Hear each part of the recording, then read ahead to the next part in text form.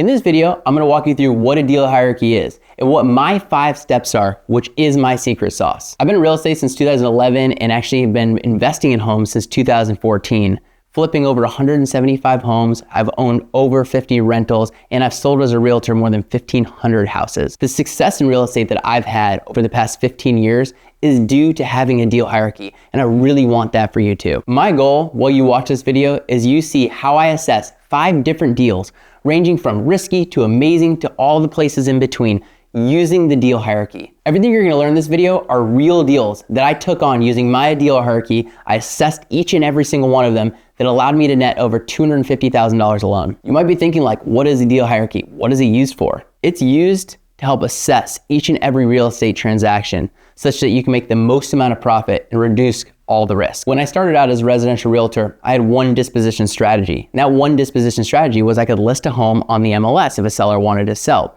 Well, that created risk in my world because if I couldn't create a commission out of the deal, well, there was nothing else to do. And so that just left a lot of weirdness and ambiguity. So what I realized is I needed to add more disposition strategies to the game. A risky deal is one that's maybe like only a flip. So let's say you could only flip the home, otherwise it's not a deal. Well, that creates a ton of risk because what if that flip doesn't work? What if there's something that puts it off?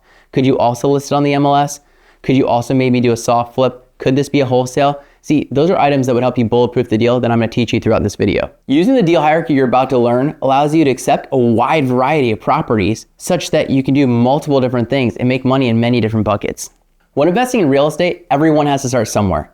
Yet, I wanna help you get to a place where you have so many different distribution strategies that you can win in every facet of your deal. So what are these distribution strategies? What is the deal hierarchy? What's going on here? Well, I'm about to teach you right now. Let's jump into it. Number 1, I want you to know buy and full flip. What is a buy and full flip? Well, it's exactly what it sounds like. It's flipping homes. It's that sexy thing you see on HGTV. It's the thing that just gets everybody excited. Everybody wants to learn, how do you flip a house? But let's just remember right now, that's only one of the disposition strategies. We need to start off with the ARV. What's the after renovated value on the market? So I look at, Realtor.com, Trulia, Zillow, Homes.com, whatever your thing is, the MLS, I don't care. And I figure out what are the homes in similar condition to updated condition with similar bedroom, bathroom count, similar square footage, similar land.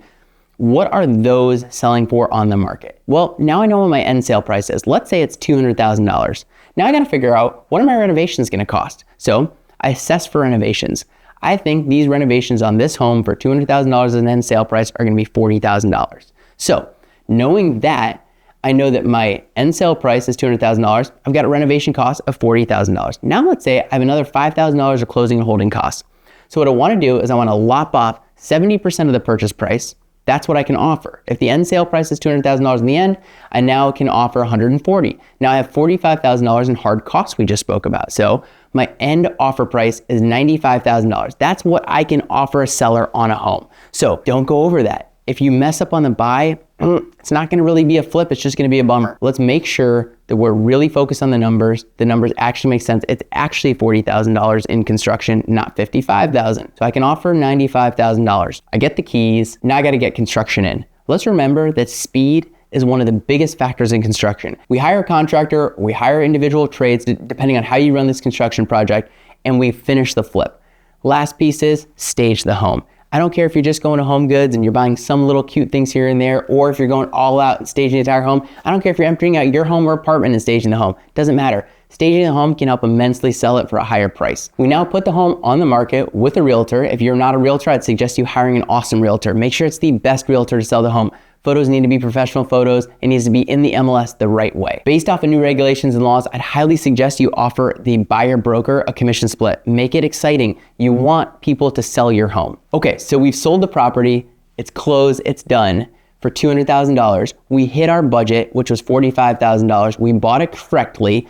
And so we ended up with a profit of $60,000. When you're flipping a home, I want you to have a minimum barrier profit of $50,000. Now your market might be a much more expensive market where you need to change that barrier of minimum profit to $100,000. Or you might be talking about a lower asset class. If you're under $100,000, $150,000, your profit might only be $25,000. The biggest thing is I want you to go back to the beginning of this conversation. We started talking about a buy and flip, and I want you to think about the deal hierarchy. So this is the top of the deal hierarchy, and on the very top of the deal hierarchy, right next to it, it needs to say minimum profit $50,000. Minimum profit in your market, maybe $25,000, or minimum profit in your market, $100,000. Depending on that minimum profit, when you run your numbers, that needs to be in there. Don't forget that your goal of this is profit, and profit helps you go fund the perfect life. Number 2 in my handy dandy deal hierarchy is buy and soft flip. What is a buy and soft flip? That word soft seems, well, really soft, and it is, because this is really simple. Well, we talked a lot about the buy and flip and what that means, and that's a full flip. But what is a soft flip? You might also have heard of the term wholesale, really similar. So all I want you to do is find the property off market. It's got to be a fantastic deal. So again, we're looking at same numbers as the flip. Ta-da! $200,000 on sale price, because we've figured out that that's what they're worth. We've got $45,000 in closing costs and renovations. We know that we can offer $95,000 for the home. This time though, you're just going to buy the property with an end goal of making $32,500 with doing less than $500 of work. You heard that right. $500 of work. You might just paint the wall. You might clear it out. You might do a little landscaping, a little cleanup, touch up, whatever the thing is. No matter what, I don't want you to focus too heavy on the renovations. This is a home that's already in pretty good shape. The next investor, the next end buyer is going to be the one to take care of those items. So you're going to buy the property under market value. We're going to do a couple dollars worth of work, and we're going to put it right back on the MLS the next day, have professional photography done, and when we put it back on the market, at which point you're going to have an end sale price of $127,500, making you $32,500. So now, when you look at a soft flip or a wholesale, what you're going to say to yourself is, my minimum net profit must be $32,500.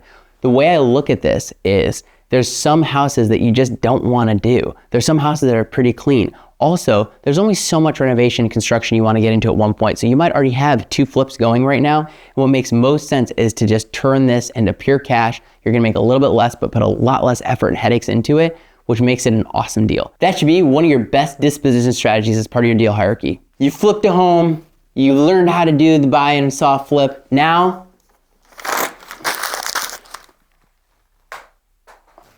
wholesale, baby.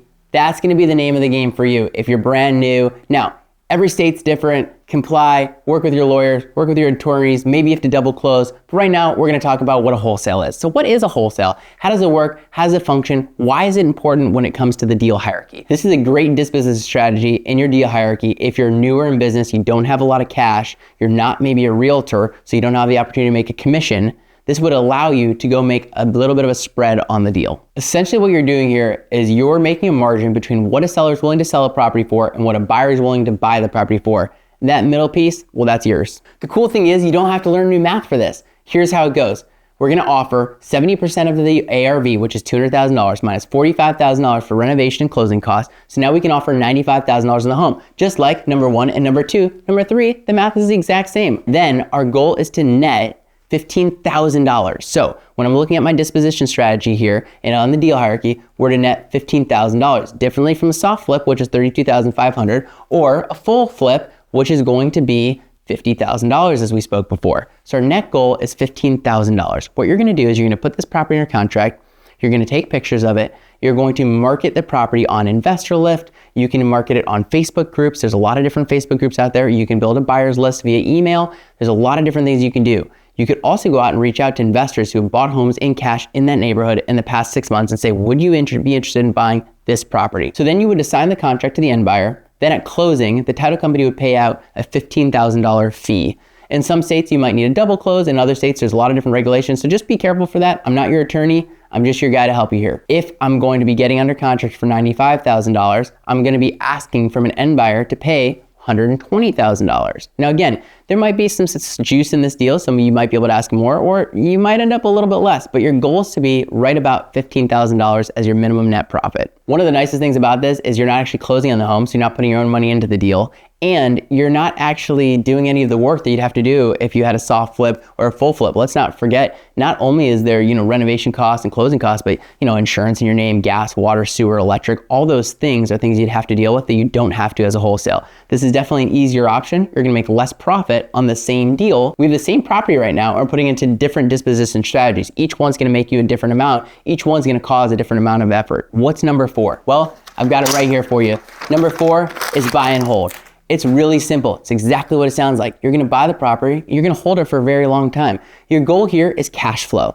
How much cash flow? Well, when I buy a property, whether it's for rental or I wanna hold the note on the property, I want a minimum of $500 a month in net cash flow. So we're gonna run the numbers the exact same way that we did on all the other deals, with the end goal of, after everything, after all expenses are paid, $500 in net cash flow. This is gonna help you build net worth. See, all the other disposition strategies are gonna help you build cash, chunks of cash, so that you can go grow other pieces. So once you have those chunks of cash, you're then gonna wanna buy cash flow. So that's one of the reasons why it's a little bit lower on the list. You're not gonna do this probably right at the beginning. At the beginning, I want you to go create a ton of cash, and then you're gonna go buy a lot of buy and holds. This is one of those ones that's gonna take a lot longer to learn, but once you do it the right way, you're gonna build a legacy. Everybody is out there wanting to either buy and hold a note or wanting to have rental properties. Don't rush into this deal because you're gonna hold it for a long time. Wait till you find the perfect deal, the perfect house, something that's not gonna need a ton of maintenance over time. That way you actually net the amount of money you wanna net over a long period of time. Okay, so we've gone through 4 different disposition strategies with my deal hierarchy. If you're a licensed realtor, here's an extra one. Well, you can go ahead and you can list that sucker on the MLS. See, some sellers may say, you know what, I don't like your $95,000 price that you're offering me. I think I can get much more for the home. And you say, well, again, as an investor, there needs to be some juice to squeeze. But if you'd be interested in listing the home on the MLS, I can help you do that. And when you list the home on the MLS, I believe you could actually net more money even after commission is paid. Your goal here is to end up with a 3% commission as the minimum net profit of the deal. So we know that for a buy and full flip, you're gonna have $50,000 net profit. For a buy and soft flip, you're gonna have $32,500 net profit. Wholesale, you're gonna have $15,000 net profit. A buy and hold, a minimum of $500 per month. And on the list on the MLS, well, you want a 3% commission. These disposition strategies through my deal hierarchy are gonna help you net so much more money across the board on all the different deals. So what is your current deal hierarchy? How many disposition strategies do you have? Do you have 1, 2, or 3? My goal at the end of this video is you choose to take on one more disposition strategy to add to your deal hierarchy. A lot of people in real estate are one-trick ponies, which is great until the market gets funky. So if a flip market gets a little bit weird, gets a little soft, you need to have other disposition strategies. Ultimately, you want to choose the option that's gonna net you the most amount of money. But based off where you are in your current career, in your current business, in your current life, it might make more sense to list the home on the MLS. It might make more sense to wholesale the property. It may not make sense to do a full flip, or it may not make sense to buy and hold. It just depends on where you are right now. By having all of these in your back pocket, you can run so much faster and have so many more options to net you the same or more amount of money. I'm gonna show you how I identify what deal goes in which bucket. I wanna now take a second and show you my cups. Well, this cup says right now, buy and full flip. We've got part of the deal hierarchy, which is a soft flip. We've got the wholesale. Of course, we got the buy and hold, and we've got the list on the MLS. See, every time you look at a property, I want you to be analyzing that property for how many of the cups can the deal fit inside? Can they fit in multiple of the cups? Is it just really one thing? You want to isolate and figure out what makes the most sense. That way we can gain the most amount of profit based off what you're looking to do. So I'm going to start off by showing you the example of this property on Basswood. This is a home in Bedford Heights, Ohio. Incredible property. It was really easy to comp. Why was it easy to comp? Why was it easy to figure out the ARV? Well, it's a ranch style home, 2-car attached garage on a half an acre of land with 3 bedrooms, 2 bathrooms. There was a ton of homes that fit in those criterias. We looked at all the homes that had sold and were on the market within the past 6 months with those criterias that had updates to them. We were able to decipher the home could sell anywhere between $225,000 and $250,000. So it was really easy to figure out. We ran the numbers, and what made most sense to do was to take this one down. We bought this property for $95,000. Renovation, closing costs, and holding costs was a little over $61,000. We sold this property for $245,000, which made the profit $88,000. Cha-ching! This one made total sense for a flip. Now, you might just be looking and go, well, why just flip that home? Well, the coolest thing about this property, and what I want you to realize with the deal hierarchy, and what I'm hoping that this visual helps you figure out, is that when we ran the numbers on this deal, it actually could have made sense for buy and soft flip to make $32,500. It also maybe would have made sense for a wholesale to make $15,000. Well, buy and hold, we could have done that. Maybe I didn't really look into that. And the seller didn't want to list the home on the MLS, so that was an option. So I'm going to put these two cups aside. It fit in 3 categories. What jacks me up when I'm looking at a deal when it fits into 3 categories is I know I'm going to win no matter what. See, if I start flipping the home and I go, you know what, things are too crazy right this second, let's just sell it as a soft flip, I could throw it right on the market. Well, I could also reach out to different investors and see if they might just be willing to take it off my hands. Our construction capacity was there. See, if you have construction capacity, you have the right people, you know you can get the job done for the right price. We flipped this entire home, including closing costs, for less than $61,000. If you're able to do that, it makes total sense as a flip. Now, if your construction costs were gonna bleed over and you were gonna end up maybe closer to $100,000 in renovation, right? Because you're paying retail pricing, then I'd highly suggest to take it out of that flip bucket, even though it sounds sexy and exciting, throw it into the soft flip. If you're really not ready to take down the property, you don't have the cash for that, and it just seems like too much of a nuisance, maybe you're a little bit risk adverse, well, maybe you want to start with wholesaling the property because $15,000 is still a lot of money. But in the end of the day, what made most sense for our company at the time was to look at all 3 disposition options that made sense and put it in the flip bucket. We were able to take Basswood all the way to the bank. Example number 2 in the deal hierarchy. We have Bellflower. This is a beautiful home and it looks totally flipped. And that's because you're right, it is totally flipped, just not by me. This was a wholesale. I'm gonna explain to you why it was a wholesale, the numbers behind it, and why it all makes sense. We got under contract for this property for $112,000. We marketed it out on Investor Lift, we sent it to our email list, we put it on Facebook Marketplace, we did all of the things. We ended up assigning this contract for $165,000. You heard that right. We made a $53,000 wholesale fee. That's not average, that's exciting, sexy, I know. But even if it were $15,000, that creates a large spread. Now you might be wondering, did it not make sense for a flip? Oh no, it did make sense for a flip. When they flipped this property, they ended up with an end sale price of $340,000. So we sold it to them for $165,000, they sold it for $340,000. They made bank on this home. That being said, when I was looking at this property, I ran the numbers and I said, do I flip the property? And I'm like, well, it's a little bit outside of my zone. I'm flipping homes about 50 to 60 minutes in a different direction, so it's gonna hurt my construction flow. Do I do a soft flip? Well, I could take the property down, but when I was looking at those numbers, there was a lot of things to do with zoning. The driveway was a little bit weird. I didn't know the area that well, and it made me a bit nervous. My risk tolerance felt it just felt risky to me. Well, if I hold a wholesale aside, because you know that's what we did in the end, and I looked at the buy and hold, I said, well, again, location I don't know too well. The driveway was a shared driveway and it just maybe didn't make sense for me. Seller was emotionally uninvested into the property. They did not want to put it on the market. We tried that option. We actually let them know they can net more money if they put this home on the market. We decided to wholesale it.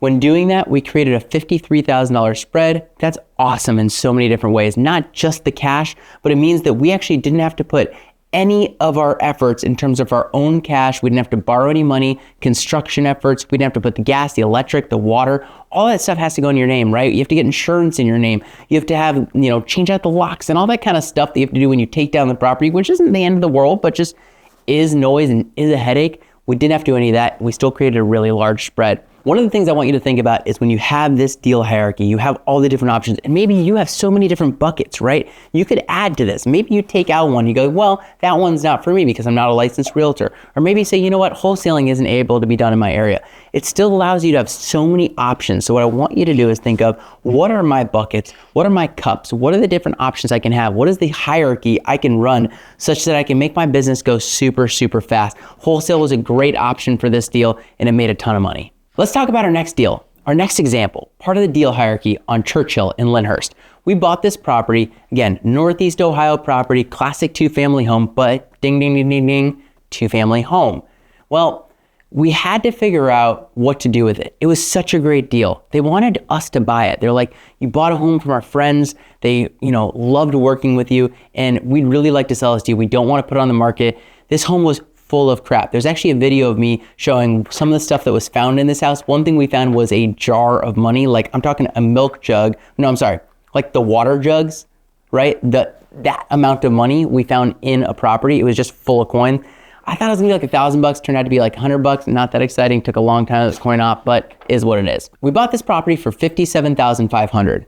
And you might be going, well, that sounds like a great deal for a two-family, especially if you know Northeast Ohio. This home needed a ton of work. Looking at the roof, looking at the windows, looking at the amount of driveway work needed, outside work, and I'm just not personally a huge fan of two-family homes. There's people that love them. I've owned them in the past. It's something I've kind of gone away from and really focused on the residential single-family home.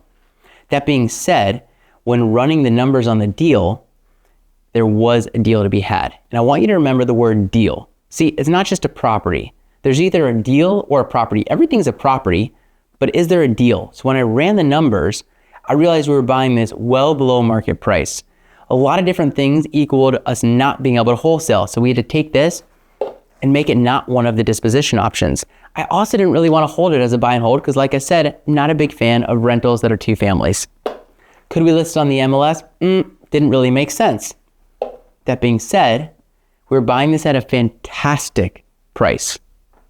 There were still two disposition options that made sense. By the way, could I hold it as a buy and hold rental? Would it make money? It could. I just didn't really want to. So for now, we're gonna leave this like this. That being said, we took this property and let's run the numbers. We bought this property for $57,500. There was $11,000 in holding costs, closing costs, taxes, commissions on the front end and the back end. We sold this property for $120,000, meaning the profit on this home was $49,866, meaning the wholesale just made sense all day long. I had options here. We could have played it in a gamut of ways. The wholesale made the most sense. Again, we're gonna go back to the concept that we want our flips to be $50,000 net profit. We want wholesales to be $32,500. We want wholesales to be $15,000 net profit. We want a buy and hold to be a minimum of $500. We want a list to be a minimum of a 3% commission. A lot of times you're gonna do way better than that. These are minimums. My goal is never to go for the minimum amount of something I can do. No, I'm gonna go for the max. So you're seeing some really awesome deals. My averages are typically way higher than my minimums. So let's just focus on how do we go and grow at a really high level. Now that we're done with the wholesale, let's talk about the next thing. We want to sometimes list the home on the MLS. See, if you're a realtor, you're walking to a property and I want you to disclose that you're a licensed realtor in the state that you're in the state of. So for me, I'm a licensed realtor in the state of Ohio, and I want you to know, Mr. Seller, Mrs. Seller, that there's an opportunity that if you list your home on the market, you might actually net more, even after commission is paid, than us buying it in a cash offer and a quick close. And the seller might go like, well, why would you want to do that? And we go, well, we want to do the right thing here. We want to help you in the best way possible. So oftentimes a seller is going to want much more money than you're able to pay as an investor. As a realtor though, we're able to list the home on the market for them, represent them, and get them that amount of money. And that's exactly what we did on this home on Charles Street. We listed this home for $215,000. We took a 3% commission on the list side. We offered a buy side commission. We made $6,450 net at the end of the day. See, it's not always about just buying it really low and getting the best deal possible. You also want to do a win-win for the seller. This created a win-win where we still made over $6,000, but we didn't take it down. It only just took our effort. So in this case, when you're looking at the disposition strategies, it didn't make sense to buy and hold because the seller wanted too much. Didn't make sense to wholesale because the seller wanted too much. Didn't make sense to do a buy and a soft flip, and it didn't make sense for a buy and full flip. So we listed that property on the MLS and we made money. In the end of the day, that's what you gotta do sometimes. All right, so now that we're done with listing, let's go through my last disposition strategy. Again, your order of this, of your deal hierarchy, you're gonna change around the hierarchy based off of the numbers you run. You run the deal and it might make sense that the hierarchy stacks in one way and it might make sense that it stacks in another way. At the end of the day, it doesn't really matter how you stack it. We want to run the numbers in every which way so we know what we're doing best with that property. The last property I have is a property on Hillgrove. This property in Maple Heights, Ohio, I decided to rent. Why did I decide to rent though?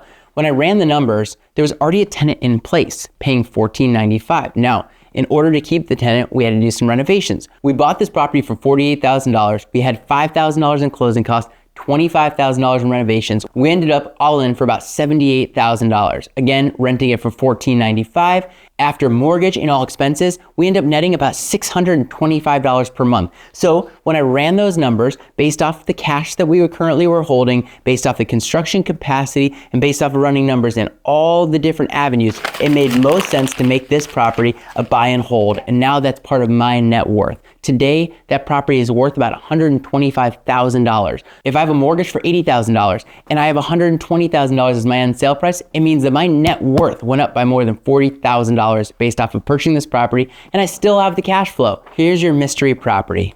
You find this property. You're gonna look at what the end sale price is on the market. What's the end rent price? What is an investor willing to pay? Based off of running those numbers, you're gonna need to lop off about 30% of the price minus repairs. That way, it can fit into pretty much every single bucket. My goal for you is you build an awesome plan to where you could flip it. You could do a soft flip. You could do a buy and hold. You could do a wholesale, and you could list it on the MLS. When you do that, this creates so many different options. Don't forget that it starts with finding a deal. Find the deal. Don't just find a house. Don't get emotionally attached to the house. Don't get into a situation where they really want you to buy the house. It's in an area you know really well. Don't focus on that. Focus on finding a deal. When you run the numbers and you find a deal, it's gonna fit into all your categories. I don't want you to be a house of cards. I want you to have a really strong foundation. And from there, you can build an awesome business. So go out there, go achieve a big amount of business, go do a bunch of deals, and make some money. I hope after all these examples, you feel super confident in analyzing a deal and running at it. If you're somewhat risk adverse like me, having multiple disposition strategies through a deal hierarchy is gonna allow you to reduce so much risk. See, when I was just a flipper or just a realtor or just holding a rental, I was trying to get something that just wouldn't fit into the deal that I was trying to run. And by having multiple disposition strategies, it's allowed me to look at deals and really think of them subjectively, really run the numbers on them and look at the numbers and be pro math instead of it just like, well, I feel that this is gonna be good. Don't use your heart, use a spreadsheet and a calculator. If you like informative content like this, I really ask that you go ahead and subscribe to my channel. Please go ahead, like, comment, and share as well.